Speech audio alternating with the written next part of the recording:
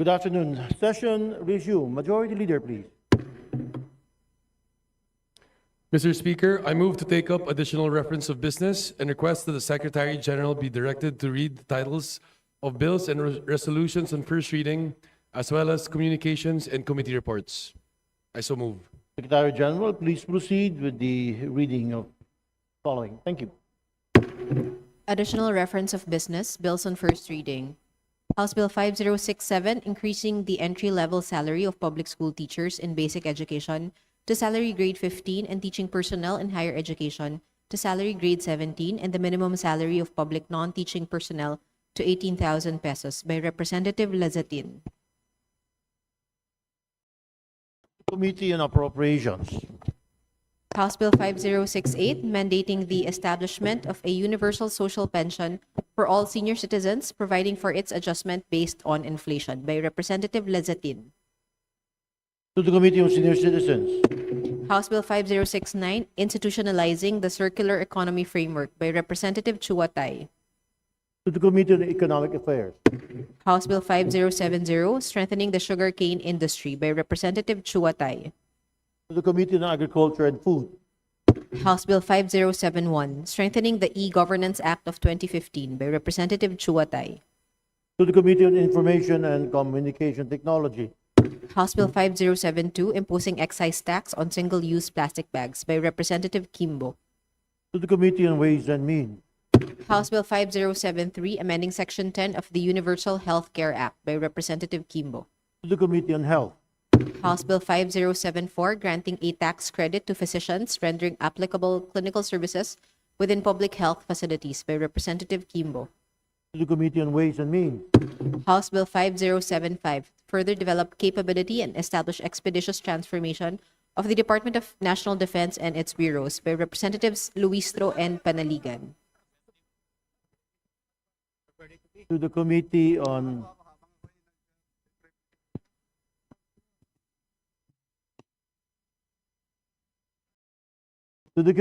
on National Defense and Security. House Bill 5076, institutionalizing the TUPAD program of the DOLE by Representative Olivares. To the Committee on Labor and Employment. House Bill 5077, providing protection to the remittances of OFWs by Representative Olivares. To the Committee on Overseas Workers Affairs. House Bill 5078, providing protection and incentives to freelance workers by Representative Olivares. To the Committee on Labor and Employment. House Bill 5079, institutionalizing the medical assistance to indigent and financially incapacitated patients program under the DOH by Representative Olivares. To the Committee on Health. House Bill 5080, institutionalizing the assistance to individuals in crisis situations program of the DSWD by Representative Olivares. To the Committee on Social Services. House Bill 5081, providing for a national framework for interns' rights and welfare by Representatives Diokno, Sendanya, Esmula, and Bagao. To the Committee on Higher and Technical Education. House Bill 5082, upgrading the minimum salary grade level of teachers from salary grade 11 to 13 by Representative Vargas. To the Committee on Appropriations. House Bill 5083, creating plantilla positions in the DepEd for volunteer teachers with at least 5 years of continuous service in the public school system by Representative Vargas. To the Committee on Basic Education and Culture. House Bill 5084, to provide a housing program for teachers by Representative Vargas. To the Committee on Housing and Urban Development.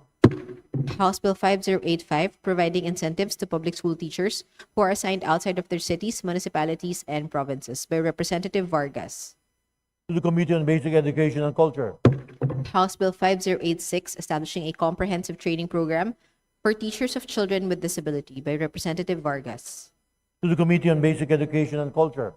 House Bill 5087, establishing a neurodevelopmental health scholarship and return service program by Representative Agarao. To the Committee on Higher and Technical Education.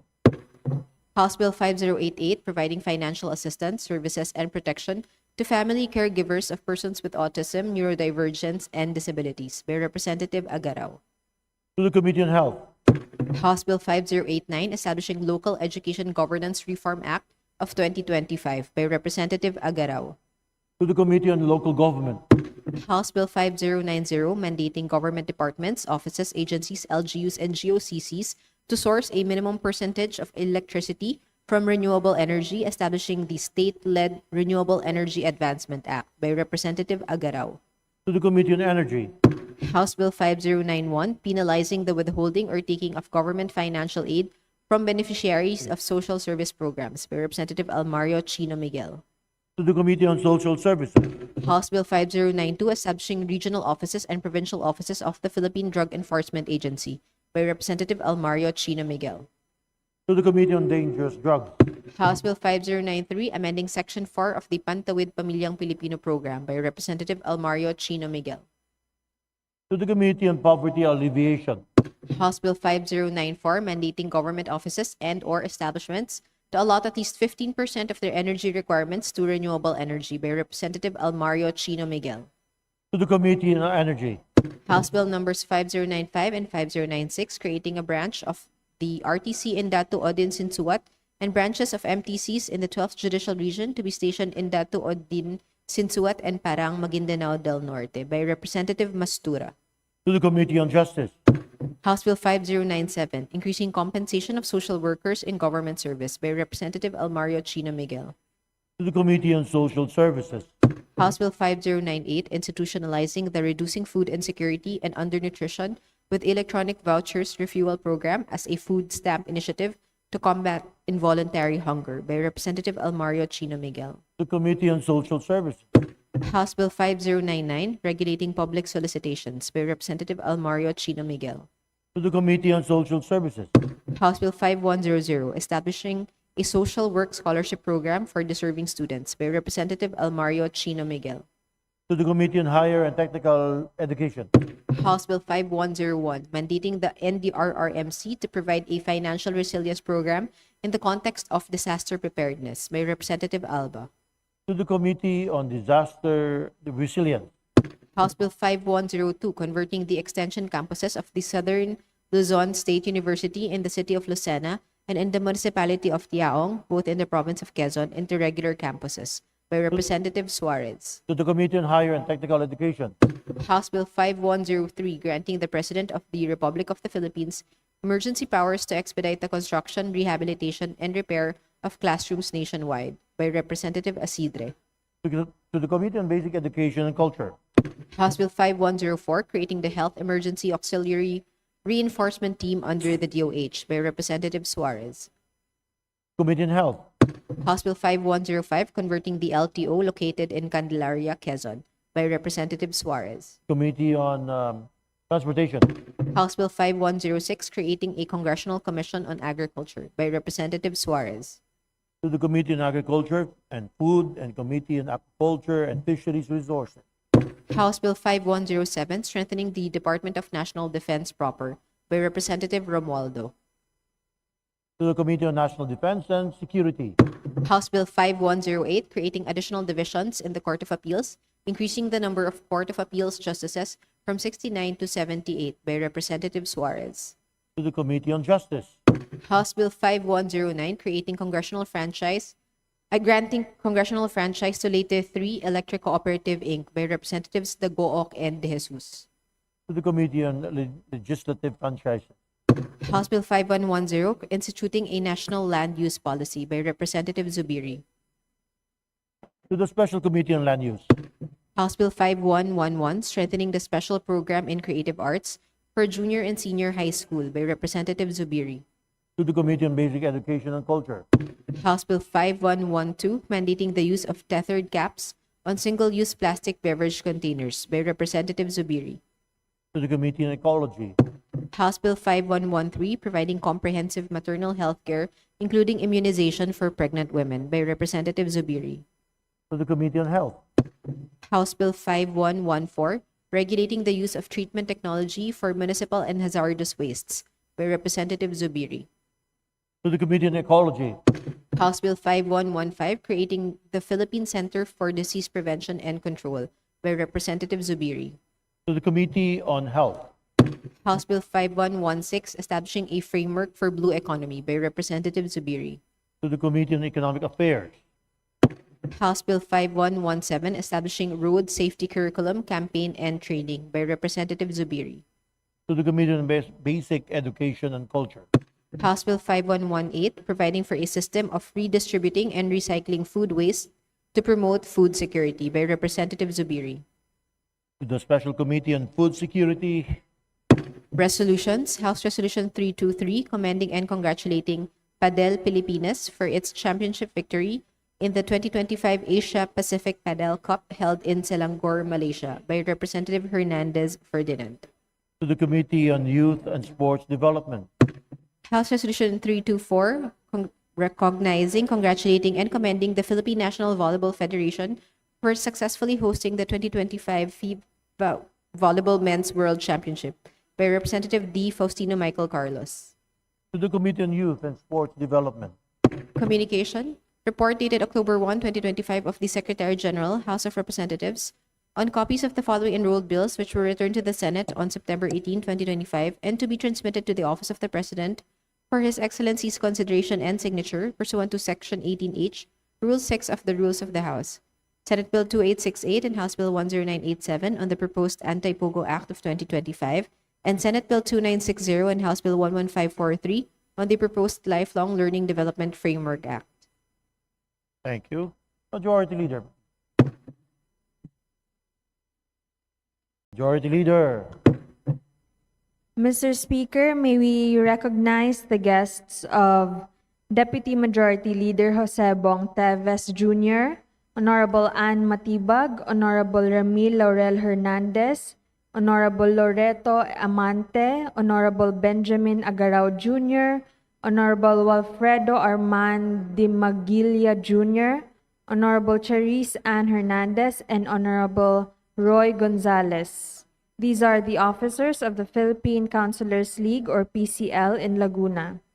As follows, Honorable Arvin Mangiat, Wenny Jude Nipay, Ambiel John Panganiban, Nathaniel Bernales II, Carl Anthony Puño, Julian Rod Padrid, Virgilio J. Relova, Marian Erufino, John Paul Pahutan, Aldous Perez, Marlon Basas, Hans Christian Rondilla, and Attorney Ron Esquivel.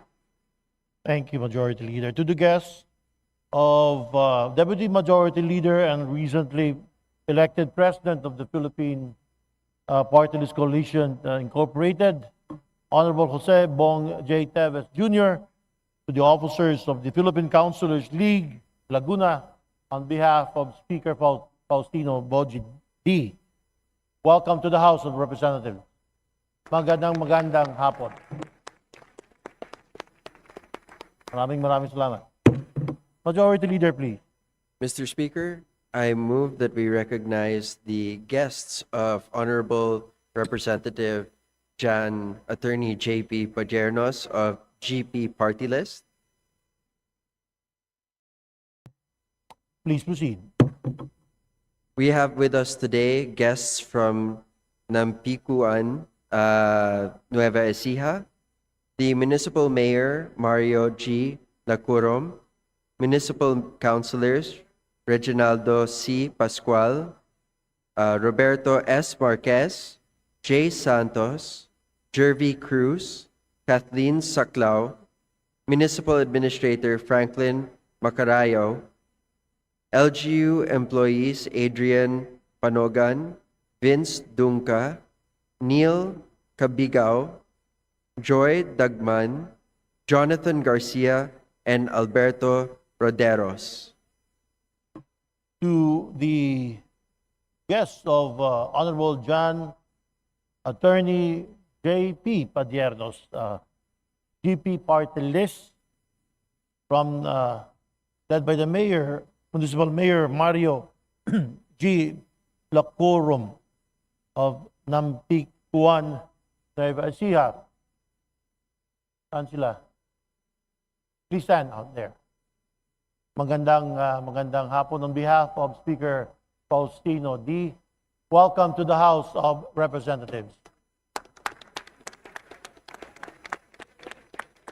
Maraming salamat. Majority Leader. Mr. Speaker, I move that we recognize our Minority Leader, Honorable Marcelino Libanan. The Honorable Marcelino Libanan, Minority Leader and recently elected Chairman of the PCFI, the Party List Coalition Foundation Incorporated. Congratulations, Minority Leader. Please proceed, sir. Thank you, Mr. Speaker. Mr. Speaker, on the part of the minority, I move to nominate and elect the following committees as member. Representative Sarah Jane Ilago of the Gabriela Women's Party List. Committee on Agriculture and Food, Committee on Agrarian Reform, Committee on Aquaculture and Fisheries Resources, Committee on Foreign Affairs, Committee on Health, Committee on Housing and Urban Development, Committee on Human Rights, Committee on Interparliamentary Relations and Diplomacy, Committee on Justice, Committee on Land Use, Committee on Local Government, Committee on Natural Resources, Committee on Overseas Workers Affairs, Committee on Poverty Alleviation, Committee on Ways and Means, Committee on Youth and Sports Development, Committee on Globalization and WTO, Committee on Creative Industries, and Committee on Women and Gender Equality, Vice the Honorable Rene Co. So moved, Mr. Speaker. Thank you. There's a motion. Any objection? Hearing none. Motion is approved. And congratulations to Gabriela Party List Sarah Jane Ilago. Daghang salamat. Majority Leader. Mr. Speaker, with leave of the House, I move that we open the privilege hour. The motion to open the privilege hour. Any objection? Chair hears none. Privilege hour is now open. Majority Leader. Mr. Speaker, I move to recognize the Honorable Marcelino Libanan of the Four-Piece Party List to avail of the privilege hour. Our Chairman and Minority Leader, Marcelino Libanan, Minority Leader, you're recognized, sir. Please proceed. Thank you, Mr. Speaker. Mr. Speaker, distinguished colleagues, today I rise to honor the memory of the late Congressman Ali Pangalian Macaurao Balindong, a man whose life was defined by wisdom, dignity, and unwavering devotion to public service. Passed away last October 1, 2025 at the age of 85 years old. A proud son of Lanao del Sur, Congressman Balindong dedicated his life to the cause of the Bangsamoro people and to the pursuit of peace and justice for all. From being a delegate to the 1971 Constitutional Convention to his many years in Congress, and finally, as Speaker of the Bangsamoro Parliament, he embodied the very best of what it means to be a public servant, humble, steadfast, and true to his principles. He was the principal author of landmark measures such as Republic Act 9997, creating the National Commission on Muslim Filipinos, and Republic Act 10908, the Integrated History Act of 2016, which ensures that the rich history and culture of Muslim Filipinos and indigenous peoples are taught to future generations. Through these laws, his legacy of unity and cultural respect lives on. He was to many of us not only a colleague, but also a mentor and a statesman of quiet strength. His deep understanding of the law and governance reflected a lifetime of service to the Bangsamoro people and to our nation. His words carried weight not only because they were loud, but because they were thoughtful, rooted in conviction and guided by principle. I was fortunate to have known Congressman Balindong not just as a colleague in public service, but as a brother. For in accordance with Muslim tradition, he adopted me as such. It was one of the greatest honors of my life. I have known Congressman Balindong for many years.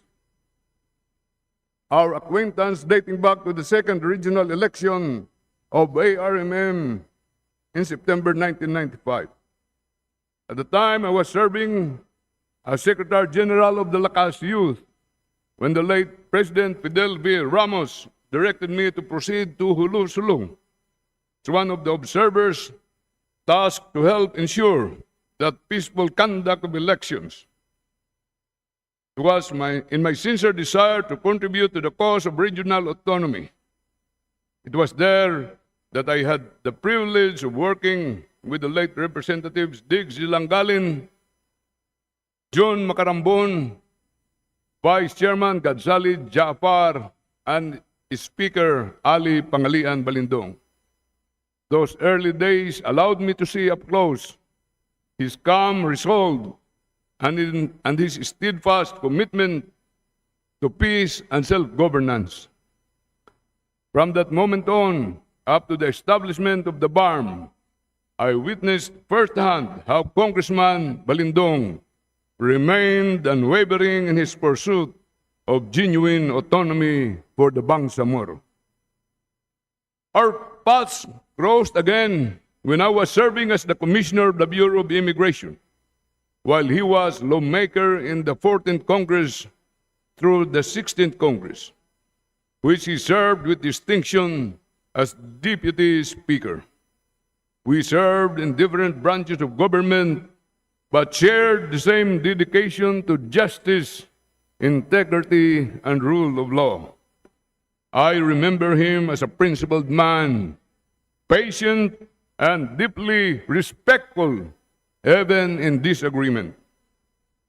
He was a bridge builder, a voice of reason, and a living symbol of unity between communities. His leadership was guided not by power, but by example, proof of the timeless truth that true leaders do not seek to command, but to inspire. They lead not with authority, but with integrity. To his family, please accept the deepest sympathies of the minority bloc in the House of Representatives.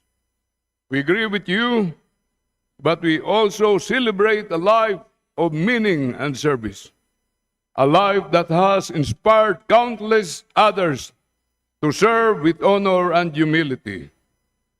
In Islam, it is said that the best of people are those who bring the most benefit to others. By that measure, Congressman Ali Balindong was truly among the best.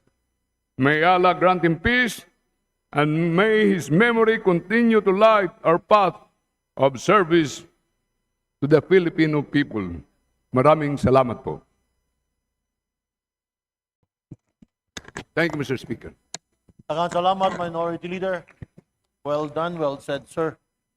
Majority Leader, please. Mr. Speaker, I move that we refer the speech of the Honorable Libanan to the Committee on Rules for its appropriate action. Is there an objection?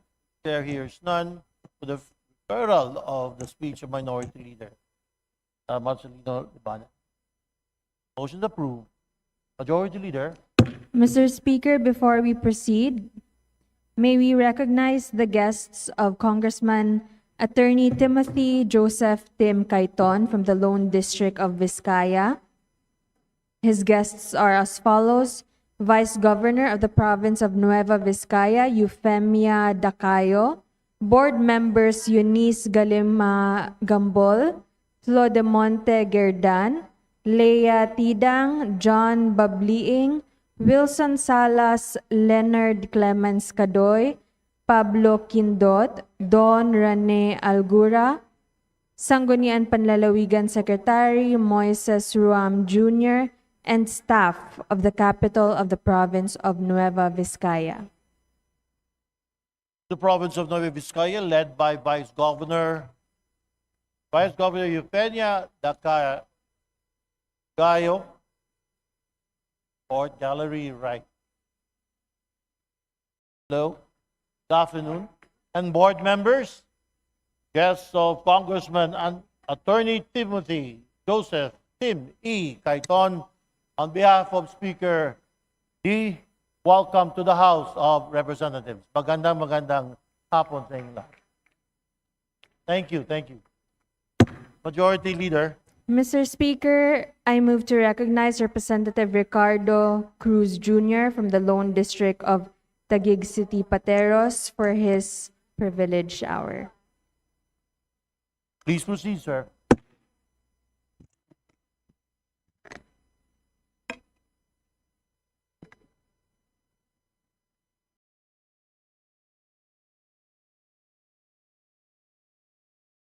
Galang-galang, Ginoong Speaker, mga iginagalang kong kasamahan sa Kongreso, magandang araw po. Ako po ay tumatayo ngayon hindi lamang bilang kinatawan ng unang distrito ng Taguig at Pateros, kundi bilang isang kapwa-miyembro ng kilusang kooperatiba, isang kilusan na nakaugat sa diwa ng pagkakaisa at pagtutulungan. Ang ating tema ngayong taon, Cooperatives United in Purpose and Action, Sharing Prosperity to Build a Better World, ay nagbibigay diin na ang kooperatiba ay hindi lamang organisasyon kundi isang pamayanan na nagbubuklod upang ang lahat ay makinabang at umunlad. Sa ating lungsod ng Taguig, meron tayong tinatayang 106 na aktibong kooperatiba na may pinagsamang kasapian na mahigit 531,000 individual. Pinamamahalaan nila ang mahigit 89 bilyon na halaga ng ari-arian na kumakatawan sa malaking bahagi ng kabuang yaman ng sektor ng kooperatiba sa buong bansa.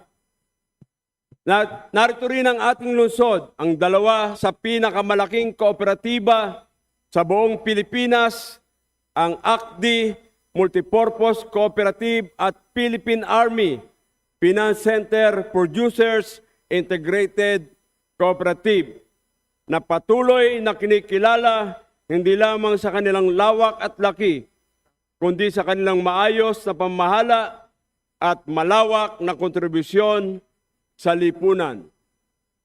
Bukod dito, lumalago rin ang mga transport at service cooperatives na nakakatulong sa profesionalisyon ng ating transportasyon at pagbibigay ng hanap buhay.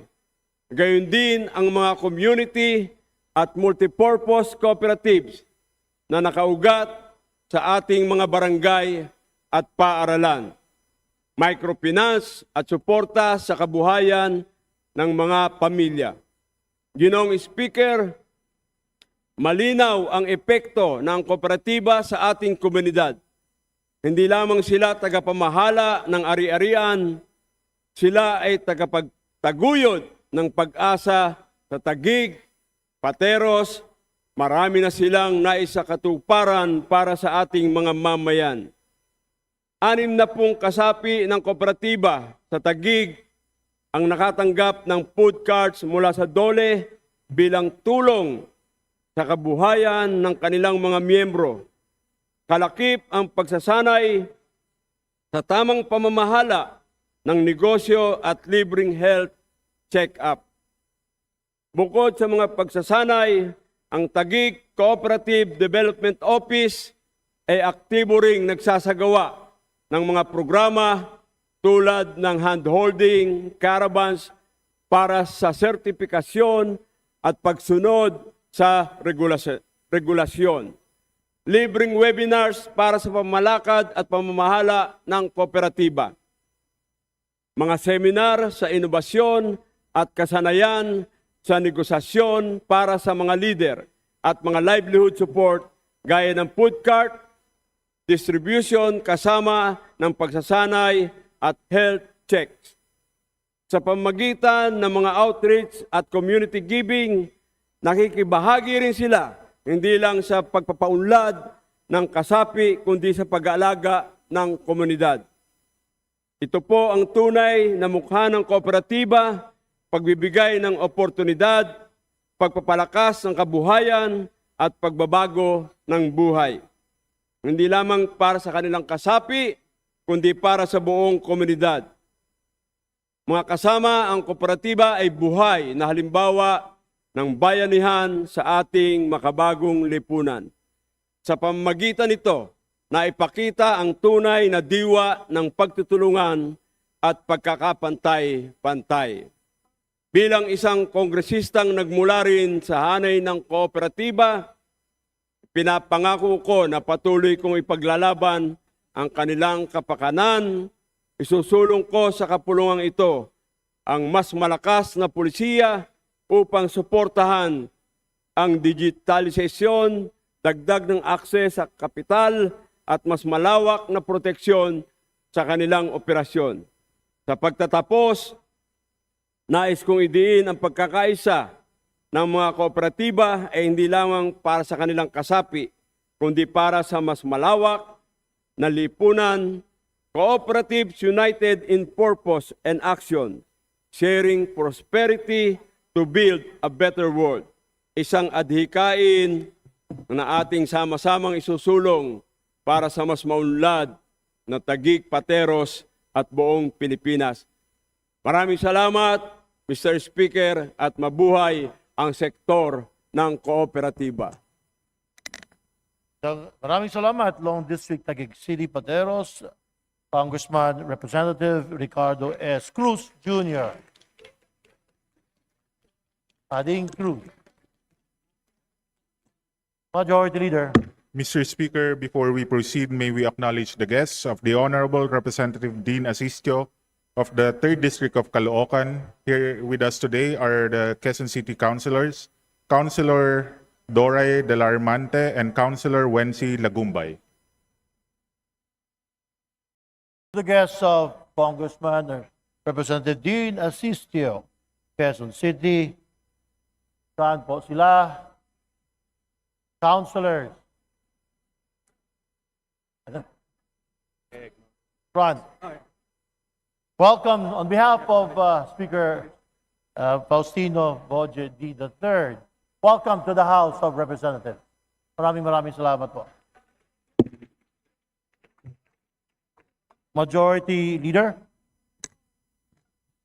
Mr. Speaker, may we acknowledge the guests of Congresswoman Bernadette Det G. Escudero of the 1st District of Sorsogon, Sorsogon City Schools Division Superintendent William Gando, Sorsogon Province Division Superintendent Jose L. Doncillo, the principals, teachers, administrators, and staff from the DepEd Sorsogon Schools Division Office, namely Alejandro Hasmin, Erwin Henibre, Patrick Borabod, Joshua Domingano, Brian Deligro, Lori Bronola, Glenn Dolison, Cheryl V. Bermudo, Gina Q. Tarog, John Ray J. Perez, Josephine C. Ebuenga, Valentina E. Hugo, Aliana Erica D. Cortez, Rica D. Espigol, Eduardo H. Duran, Belardo G. Hadap Jr., Esperanza G. Espigol, Glenn E. Nacion, Dara Jane V. Baldres, Jane B. Balisoro, Fritz Harufil Garrido, Maylene B. Atienza, John Eron B. Banyega, Libertine Joy Baldillo, Josephine C. Ebuenga, Vincent Tanco, Prince Evanren P. Ludovice, Merla May H. Aducal, Joan Marie D. Domalaon, Janice O. Celino, Christy C. Evasco, Catherine D. Manalio, Christian L. Bitantes, Agnes G. Helio, Osaleo C. Greviel D. Maricris L. Resierdo, Carmen Notario, Eutequio Arias, Arnold M. Peralta, Franchel T. Razo, Christian De Jesus, Edgar Mejia, Venus Matuba, Adrian Eneria, Bobby M. Lieno Jr., Leonisa M. Enolva, Marian Z. Arines, Irene May V. Eli, Elmo Linzo, Marites J. Esalva, Alan Taroy, Michael Domanais, Junel C. Guantero, Julius Ranoco, Lenny Codon, and Eric C. Helililio.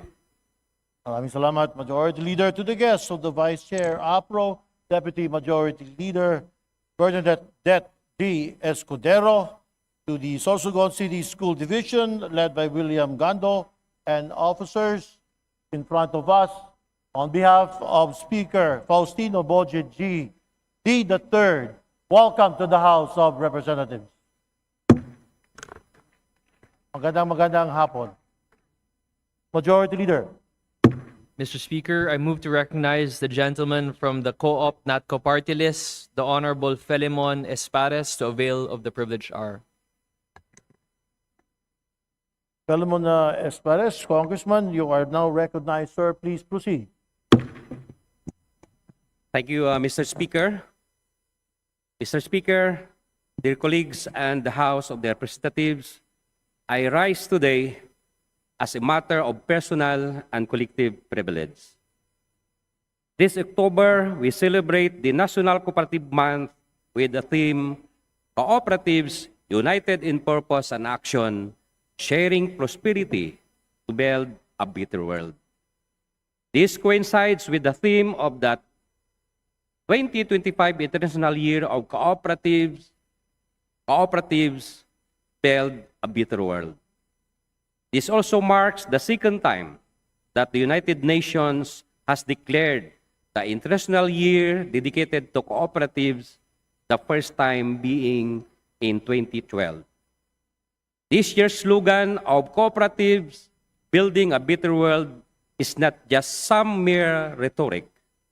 Ito ay isang muling pagpapatibay ng tunay na layunin ng kooperatiba, ang pagtutulungan, ang lakas ng sama-samang pagkilos at ang panata na maiangat ang bawat kasapi na tungo sa isang mundong mas maganda kung saan walang naiiwan. At ano ang papel ng kooperatiba sa layuning pagandahin at paunlarin ang buhay ng mga mamamayan? We look at the latest data from the Cooperative Development Authority or the CDA showing the tangible impact of cooperatives.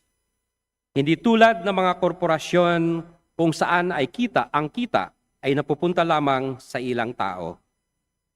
Ang halagang 27.3 billion na net surplus in 2024 alone ay naibabalik sa mahigit 13.6 million na membro ng mga kooperatiba sa buong bansa.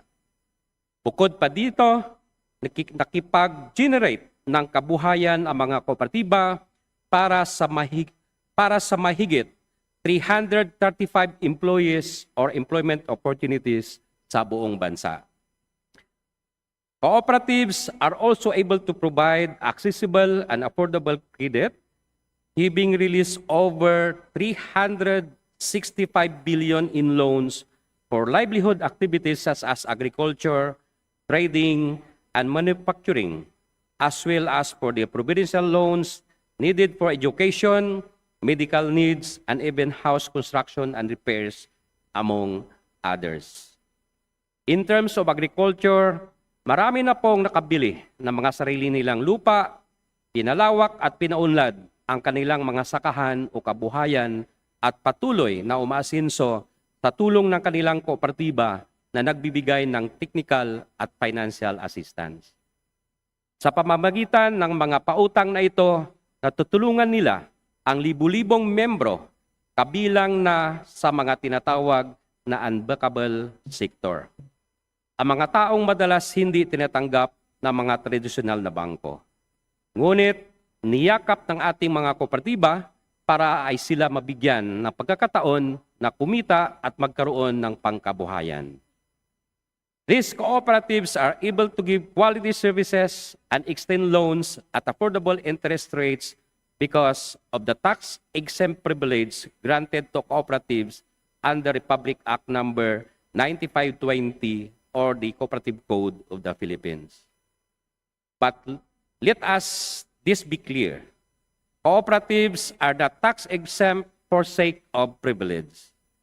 Cooperatives are granted tax exemption because it has emphasized even in the case of Dumaguete Cathedral Credit Cooperative versus Commissioner of the Internal Revenue, no less than our Constitution guarantees the protection and promotion of cooperatives as Section 15, Article 12 thereof, mandating the promotion of the viability and growth of cooperatives as instruments for social justice and economic development. At kung titingnan naman natin ang pinaka-estruktura ng kooperatiba, sila ay tax-exempt dahil sa ilalim ng Republic Act number 9520, kinakailangan ibalik ang anumang surplus na nagmula mismo sa mga member owners sa pamamagitan ng dividendo. Bukod dito, sila din ay may mandato na magbigay pabalik sa kanilang mga komunidad sa pamamagitan ng Community Development Fund or CDF. Ayon sa CDA, umabot sa humigit kumulang 3.3 billion ang CDF contribution noong 2024 at kung saan ang pinakamalaking bahagi ay nilaan para sa educational assistance na umabot ng 168 million. Bukod dito, ginagamit ang CDF para sa iba't ibang social services tulad ng pagsusulong ng gender equality, pagpapangalaga sa kalikasan, disaster risk reduction, kalusugan at tulong sa mga kababaihan, kabataan at mga indigenous people. Cooperatives, therefore, are indispensable partners of the government in delivering services to members and communities, especially in far-flung areas where the government itself is even challenged to reach. Sa maraming lugar na hindi nararating ng ating mga ahinsya ng gobyerno, ang kooperatiba ang tanging nagsisilbing tulay ng serbisyo at pati na rin ng pag-asa. The true measure of cooperatives therefore lies not in national figures but as its impact on our GDP, but in their impact on the grassroots level. Therefore, let the cooperatives continue to work without harassment and hindrance at the community level where they are needed most. At this point, Mr. Speaker, allow me to thank the present administration for supporting the cooperative sector and helping us achieve meaningful gains this year. I take this pride in our office effort in actively advocating and working with government agencies to ensure that cooperatives are given preference in government programs and projects. Kapag binibigyan ng prioridad ang mga kooperatiba, hindi lamang tagumpay ang makukuha ng pamahalaan, kundi tunay na accountability at transparency sa paggamit ng pondo. And then, beyond this month's celebration, let us also not to forget the challenges that lie ahead. Kung tunay nating hangad ang patuloy na pag-unlad ng mga kooperatiba, ako ay nananawagan sa ating mga kasamahan sa Kongreso na bigyang prioridad ang agarang pagpasa ng mga panukala na makatutulong sa mga kooperatiba, lalong-lalo na ang revised Cooperative Code. This legislation will build upon years of momentum and secure for future generation a cooperative movement strong enough to uplift the socio-economic condition of the Filipino. That, ladies and gentlemen, this is the cooperative dream. Maraming salamat at maligayang Cooperative Month sa atin lahat. Maraming gid salamat and happy Cooperative Month. Party List Co-op NATCO, Representative Filimon M. Espares. Majority Leader. Mr. Speaker, I move to recognize the lady from the Lone District of General Santos City, the Honorable Sherlyn Banyas Nograles, to avail of the privilege R. To the Lone District General Santos City, Congressperson Sherlyn L. Banyas Nograles. You're recognized, ma'am. Please proceed. Thank you, Mr. Speaker.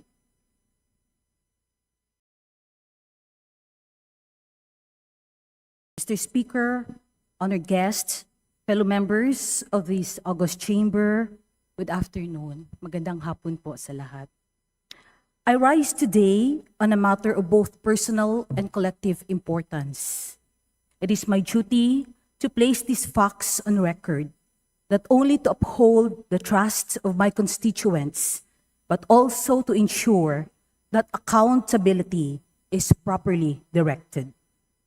I also echo the sentiments of my people who have long awaited the completion of this vital infrastructure.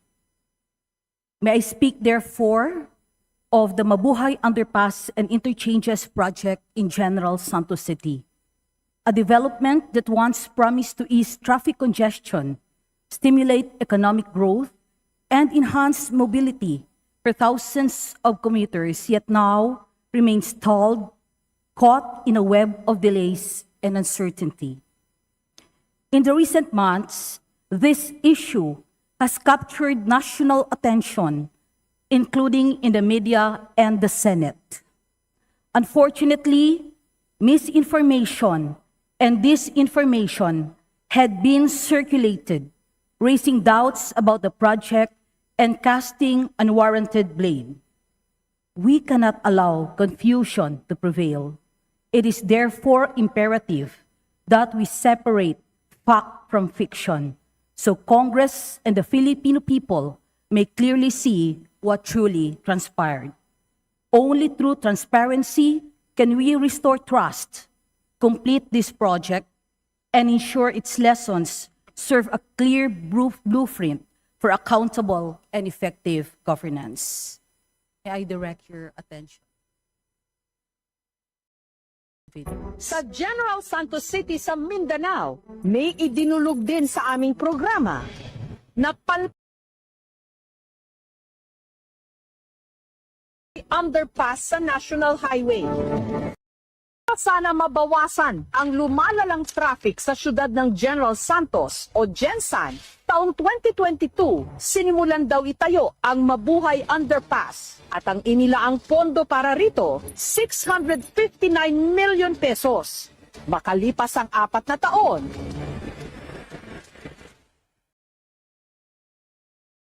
ito tapos.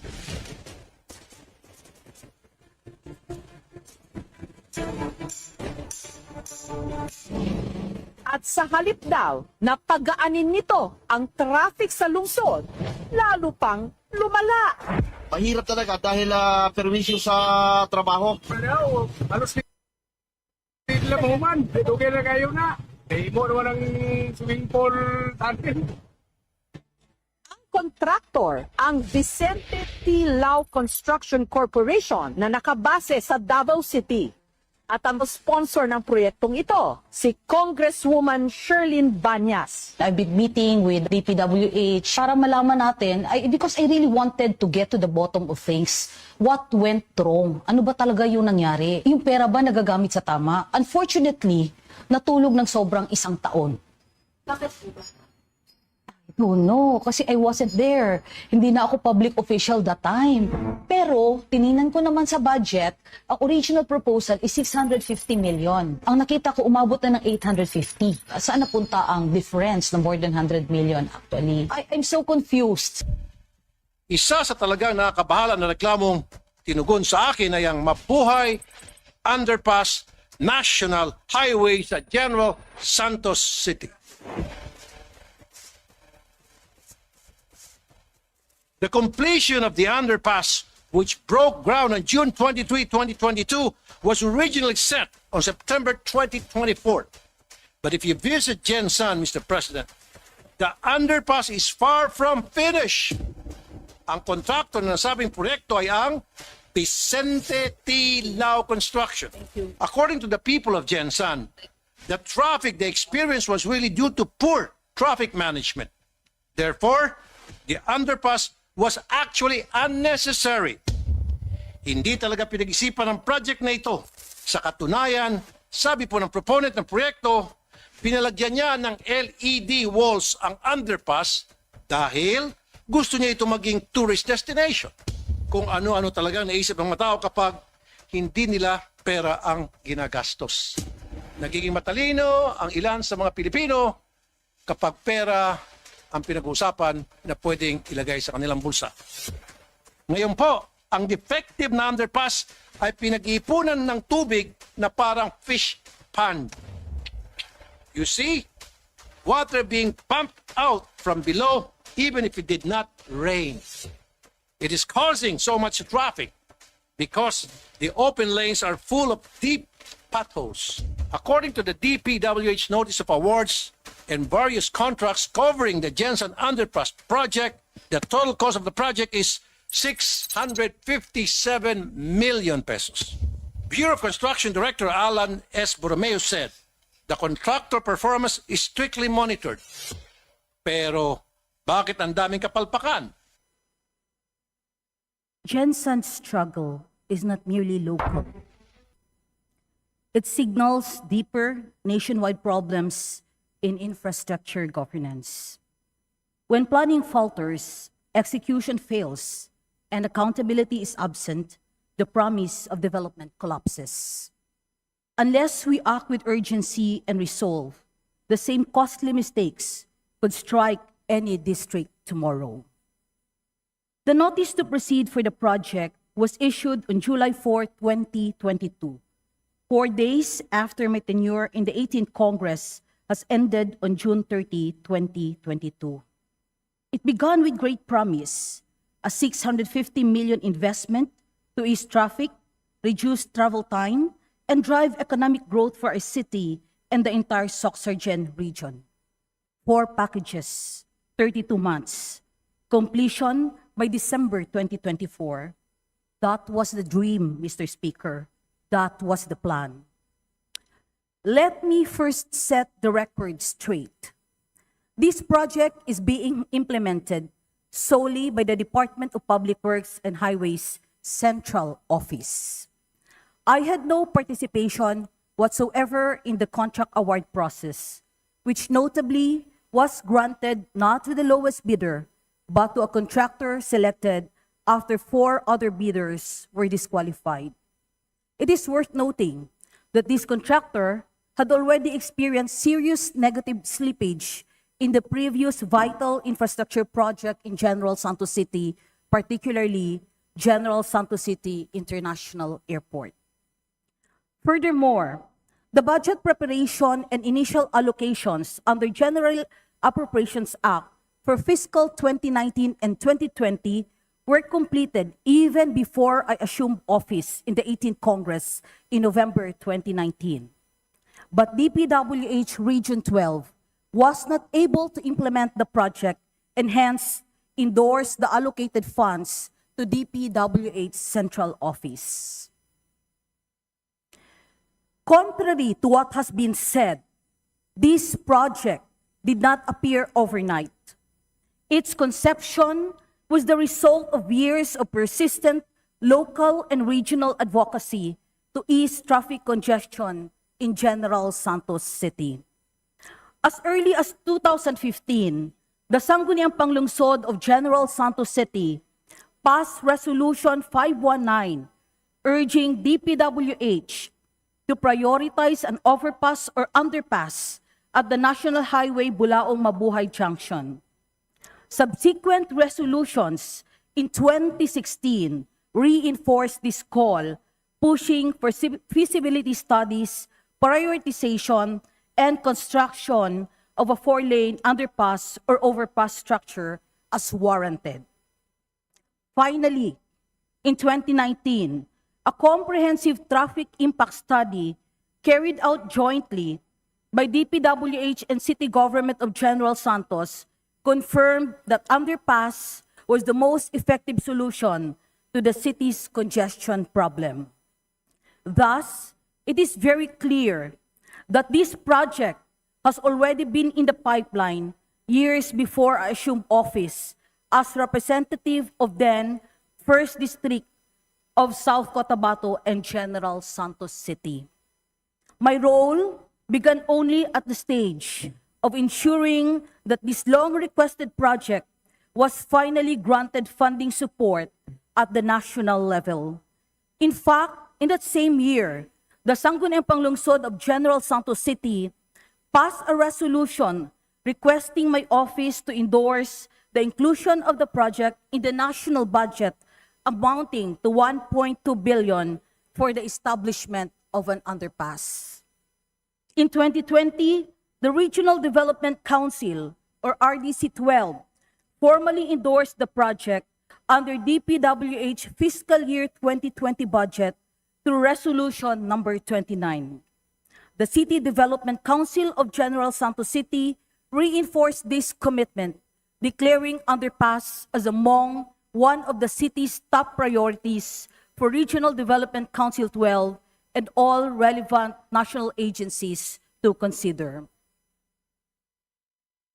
Another thing, Mr. Speaker, let me state this with absolute clarity.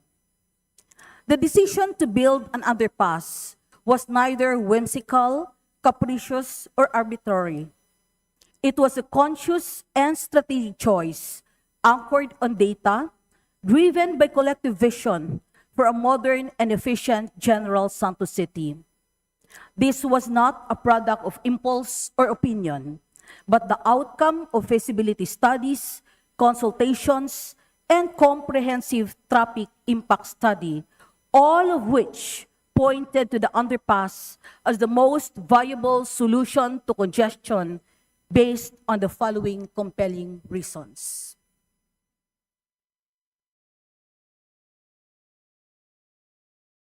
First, cost efficiency. An underpass of the same scale would have demanded a far larger budget due to heavier structural requirements, more complex engineering, and extended construction timelines. The underpass offered a more prudent and judicious use of limited public funds. Second, environmental impact. Overpass exacerbates the urban heat island effect, trapping and radiating heat. In a city like General Santos, where temperatures already run high, such a design would have further burdened commuters and nearby communities. Third, preservation of landscape, commerce, and property values. An overpass would have obstructed storefronts, disrupted the cityscape, dampened commerce, and lowered property values. By contrast, an underpass integrates with terrain, minimizing disruption to businesses and preserving long-term economic viability. And fourth, traffic flow and gridlock prevention. At the junction of National Highway, Mabuhay and Bulaong Avenue, an overpass would have created a 3-point gridlock at ground level, moving congestion rather than resolving it, trapping vehicles beneath the structure. And finally, let me correct another misleading claim. The supposed installation of the lead wall at the underpass as part of this project is not simply true. While it was initially considered, it was never included in the approved program of works. Hindi lahat ng ating naririnig ay totoo.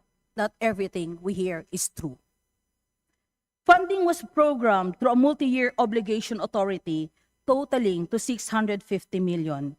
256 in 2021, 220 in 2022, 86.95, in 2023 and another 86 million in 2024. While Package 1 was appropriated in 2021, its release was deferred as pandemic response took precedence. But lo and behold, Mr. Speaker, esteemed colleagues, the reality has strayed far from the plan. The project, which was originally consisted of 4 well-defined work packages, was restructured into 5. Mr. Speaker, beyond the figures, the true burden is carried by the people. A mother leaves before dawn to bring her children to school. What should be a 15-minute trip now takes almost an hour. By the time she arrives at work, her day is already shortened by traffic. A tricycle driver who once managed 10 trips now makes only 5. His income is cut in half, but his fuel, food, tuition bills remain the same. Businesses have borne the brunt of this project, particularly those located along the construction site. Many suffered significant revenue losses due to inaccessibility, constant disruption, dust, and flooding. Some were forced to close down, while few managed to survive only by relocating. And the barricades and idle machinery on the site stand as monuments to broken promises. During the project's implementation, I chose not to interfere out of courtesy to the sitting officials. But as time passed, it became hard to ignore that something was deeply amiss. That was when we began to ask, what went wrong? And so, we made a solemn commitment to the people of General Santos City that upon our return to office, we would get to the bottom of it. True to our commitment, Mr. Speaker, upon assuming the office in the 20th Congress, we immediately exercised our legislative oversight. We organized a project inspectorate team, conducted multiple ocular inspections, and consulted geotechnical and structural experts to identify what went wrong, where errors occurred, and whether public funds were properly spent. During coordination meetings with DPWH, Socoteco II, the contractor and consultants on June 28, 2025, July 22, August 12, August 23, September 12, September 18, it became clear that the root cause was a failure of technical due diligence, a fundamental lapses in the preparation where critical factors has been underestimated or entirely overlooked. Consequently, the project cost surged from 650 to 814 million, partly due to the inclusion of traffic signalization component, an item that was originally and separately funded by the city government. How and why this was incorporated into the project budget remains in question. I am still at loss as to why it was included in the first package, in the first place. Deadlines subsleep dramatically, and of the 5 work packages, only 1 has been completed. 3 are suspended, and 1 has not even started. Mr. Speaker, allow me to explain, as what happened here could occur in any district. Past experiences in other cities, including challenges encountered during the construction of certain problematic flyover projects, as reported, remind us of the importance of due diligence, proper studies, and accountability. We must ensure that these difficulties are not repeated. So after a series of ocular inspections and investigation, we have found out the following. First, the geotechnical investigation was grossly inadequate. For a 13,320 square meter underpass, only 5 boreholes were drilled, when standard engineering practice would have required at least 24. This alone should have raised serious red flags. As a result, while geotechnical report indicated groundwater at depth of 8 meters, actual excavation revealed it at only 4 meters, a glaring miscalculation that speaks to the lack of technical rigor in the project's preparatory phase. This fundamental error triggered redesigns, suspension order, and cascading delays. Worse, no electrical resistivity tomography or ERT was ever conducted, a critical omission because ERT could have accurately mapped groundwater levels and soil resistivity, providing a reliable picture of subsurface condition before construction even began. The consequence was predictable: uncontrollable groundwater seepage. Second, the budget for the investigation was severely underallocated, only 1.1 million or 0.14% of the total project cost. By international best practice, geotechnical studies for a project of this scale should account for at least 1 to 3% of the total cost. Cutting corners here may have saved a little at the start, but it cost us dearly in the long run.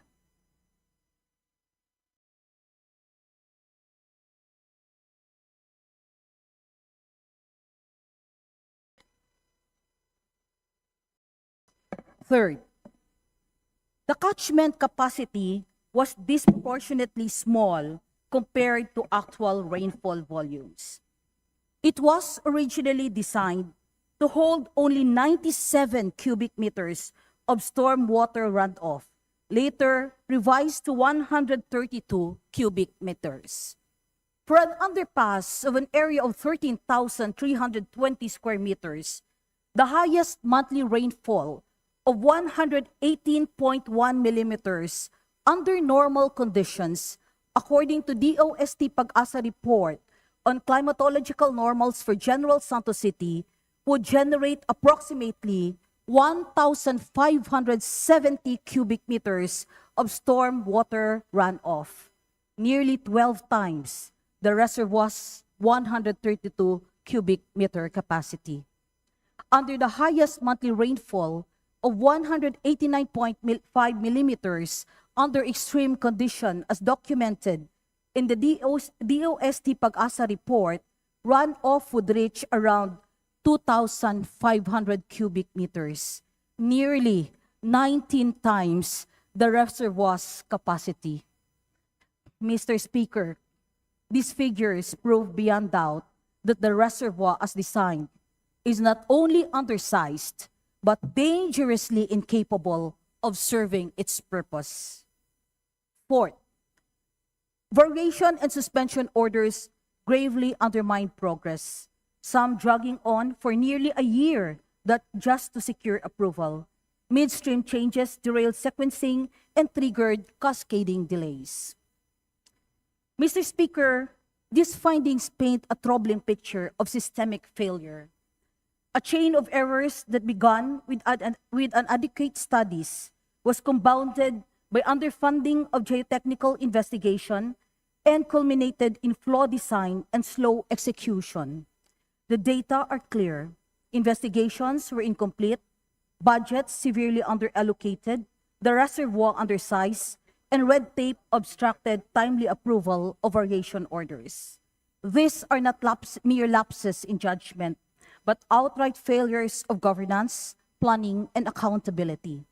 The consequences are plain for all to see. During heavy rains, a backhoe is reduced to the absurd task of pumping water out of the underpass instead of building it. These lapses are not minor. They highlight how can incomplete technical studies lead to problematic project design, and unforeseen challenges can compromise a project's success. Similar issues have been reported in other infrastructure projects in other cities, where soil conditions and foundation design required adjustment, leading to delays and additional costs. The parallels are unmistakable: flawed geotechnical studies, underfunded investigations, and design discrepancies, the very same weakness now haunting General Santos City Mabuhay Underpass project.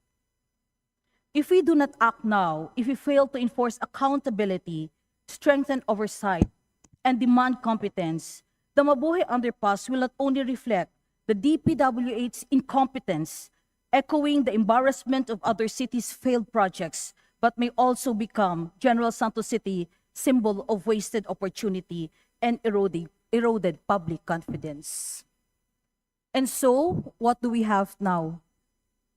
Ballooning cost, 3 suspended work packages, wasted appropriations, disrupted business operations, inconvenience to motorists, and a project timeline that expired in 2024 with not a single underpass completed.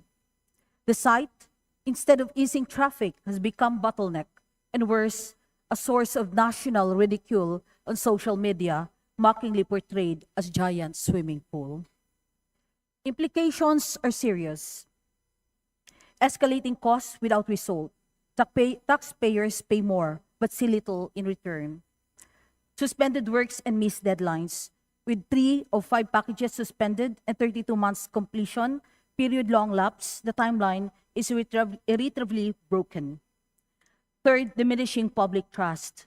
Commuters face daily congestion, businesses lose income, and confidence in government projects continues to erode.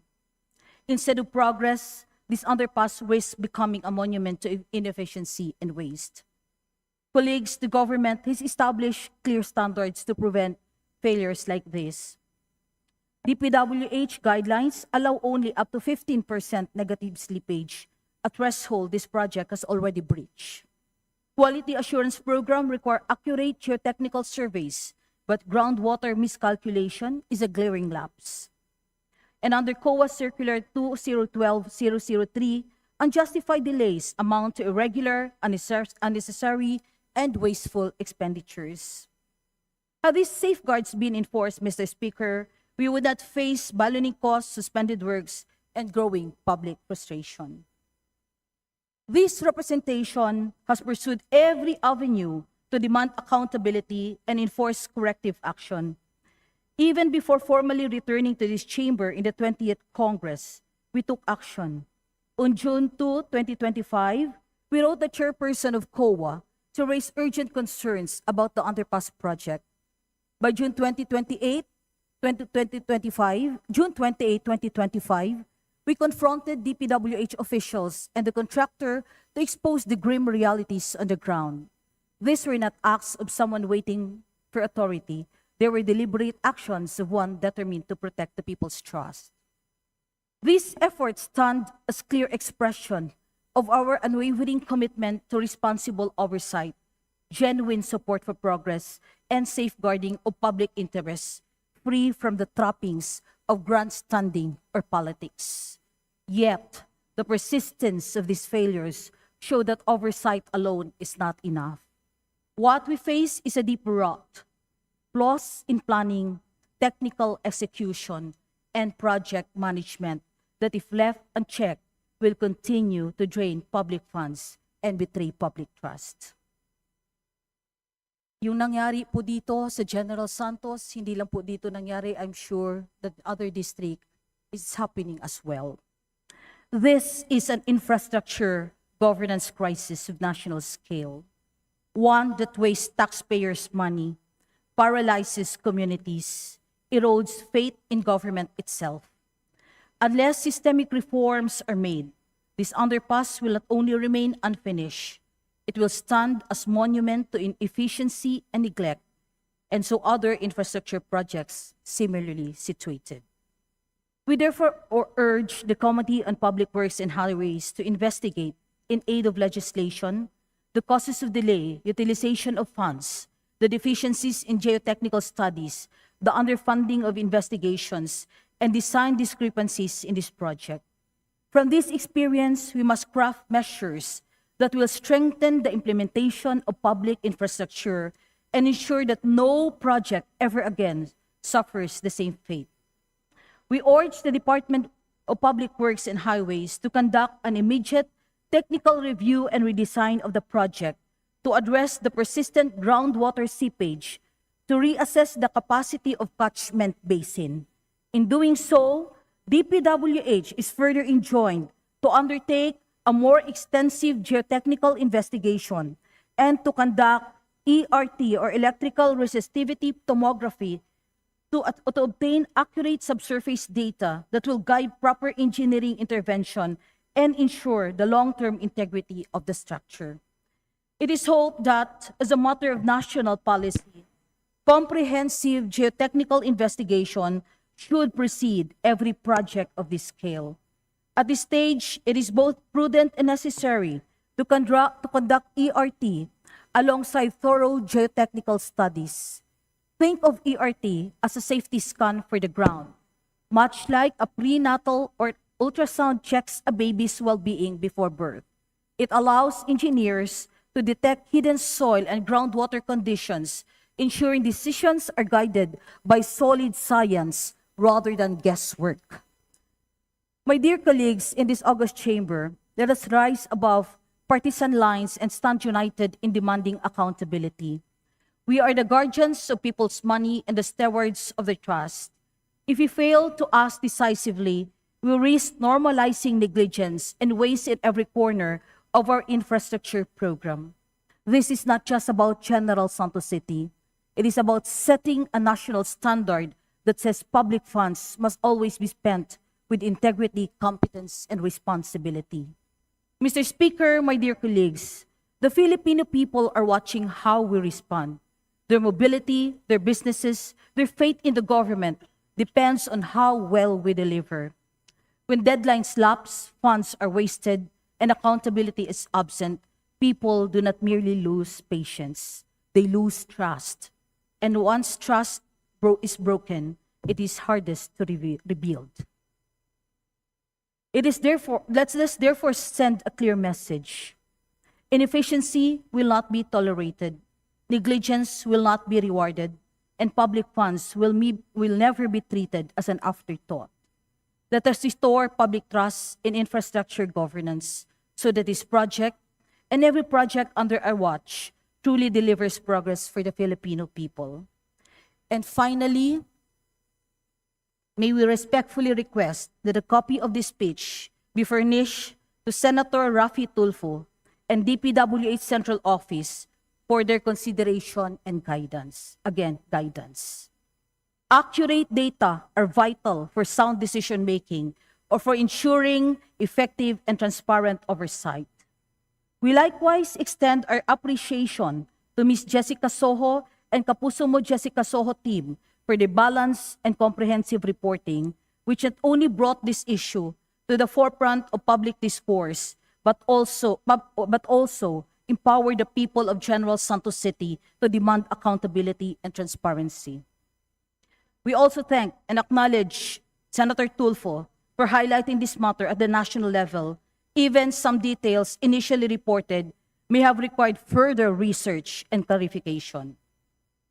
Mr. Speaker, my esteemed colleagues, maraming salamat po sa inyong oras, atensyon, at pagtitiis sa pakikinig sa usaping ito. Magandang hapon po sa inyong lahat at maraming salamat.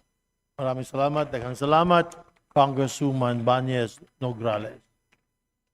Majority Leader. Mr. Speaker, I move to refer the speech of the Honorable Sherlyn L. Banyas Nograles to the Committee on Rules for Appropriate Action. Is there no objection? The chair hears none. The motion is approved. The speech of Honorable Banyas Nograles is hereby referred to the Committee on Rules for Appropriate Action. Majority Leader. Mr. Speaker, also I move to refer the speech of Representative Filimon M. Espares, who earlier availed of the privilege R, to the Committee on Rules for Appropriate Action. Is there any objection? The chair hears none. The motion is approved. The speech of Natco Espares, Congressperson, is hereby referred to the Committee on Rules for Appropriate Action. Majority Leader. Mr. Speaker, I move to extend the privilege R for another hour to allow other members who registered from the Committee on Rules to avail of the privilege R. Thank you. Is there any objection? The chair hears none. The motion is approved. Privilege hour extended for another 60 minutes.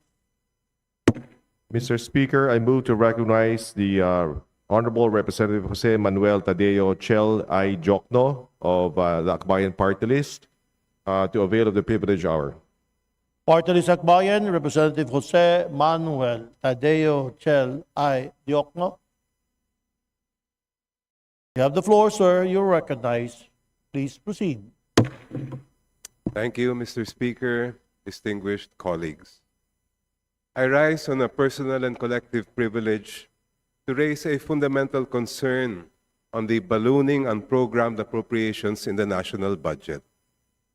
What was once intended as a limited standby authority for contingencies has now evolved into a parallel budget system, a system that undermines transparency, fiscal discipline, and most dangerously, the constitutional power of the purse. Let us look at the record. From 2022 to 2025, the insertions to the unprogrammed appropriations reached nearly 1 trillion pesos. In 2023 and 2024 alone, Congress authorized 1.53 trillion pesos in unprogrammed appropriations. Dagdag pa rito, para sa 2026 national budget, ang proposed unprogrammed appropriations sa NEP ay humigit kumulang 250 billion pesos. Higit na mas mataas sa 2025 NEP proposal sa unprogrammed appropriations. Ladies and gentlemen, this is not fiscal prudence, it is fiscal abuse. When we examine the details of the 2026 NEP, we see allocations that are not contingencies at all, but big-ticket, pre-planned programs. Ilan dito ang 80.86 billion pesos for strengthening assistance for government infrastructure and social programs. Another 97.3 billion pesos for foreign-assisted projects. Another 50 billion pesos for the revised AFP modernization program. 6.7 billion pesos for health emergency allowances, among others. Mr. Speaker, distinguished colleagues, these are clearly programmed obligations that should have been placed under the regular budget, not hidden in the unprogrammed appropriations. By parking them in the unprogrammed appropriations, we are effectively giving the executive a blank check worth 250 billion pesos. Worse, these funds have become a fund for pork barrel politics. Ang kagalang-galang na Committee on Appropriations Chair, Micaela Swansing na mismo, ang nagkumpirma na 141 billion pesos worth of flood control projects in 2023 and 2024 were charged to the unprogrammed appropriations. Alam ng sambayan ng Pilipino ang pagwaldas ng pondo dito sa flood control projects na ito. These projects were never scrutinized as programmed line items. They simply appeared in the shadows of the budget process. In addition, funds that should have been programmed for education, health, and social protection were sidelined into a pool of discretionary spending. This reveals a troubling reality raised by many Filipinos and civil society groups. Ginagawa nilang discretionary fund an unprogrammed appropriations. This is a clear betrayal of our constitutional duty. The power to appropriate funds rests exclusively with Congress. By treating unprogrammed appropriations as a broad discretionary fund and allowing the executive, through the DBM, wide leeway to release funds through a special allotment release order outside of the program budget and without legislative scrutiny, we are surrendering the power of the purse to the executive department. The result? Billions of pesos hidden from the Filipino people. Billions of pesos released without clear reporting. Even the Department of Health Secretary admitted he could not account for 89.9 billion pesos for PhilHealth funds that were supposedly returned to the Treasury. We cannot continue to treat the unprogrammed appropriations as a magic pot where projects are dumped without accountability. Mr. Speaker, colleagues, I therefore propose that we reduce to zero the unprogrammed appropriations line in the budget. Kami po sa Akbayan Party List ay hindi papayag na gawin gatasan ng kaban ng bayan. Ang pagnakaw ng bilyones na public funds sa mga flood control projects ay hindi na dapat maulit. Not on our watch. Hindi po sana tayo aabot sa ganito if those in charge of the previous budgets had not reallocated program items, especially those for education, health, and social protection, into the unprogrammed appropriations. If they had not placed pork-prone items into the UA, and if they had required real-time transparency down to the special allotment release order level with open data reporting accessible to the public. Had those measures been undertaken in the previous budgets, zeroing out the unprogrammed appropriations would not have been necessary. Pero sa lagay po natin ngayon, na sumisigaw ang taong bayan sa galit dahil sa trilyones na nawawala at ninanakaw, we must enforce fiscal discipline, stop parking big-ticket programs in unprogrammed appropriations, and reclaim the power of the purse. Thank you. Good day to everyone. Maraming salamat, Akbayan Party List, Chel Diokno. Majority Leader. Mr. Speaker, I move to refer the speech of the Honorable Representative Chel Diokno to the Committee on Rules for Appropriate Action. Is there no objection? The chair hears none. The motion is approved.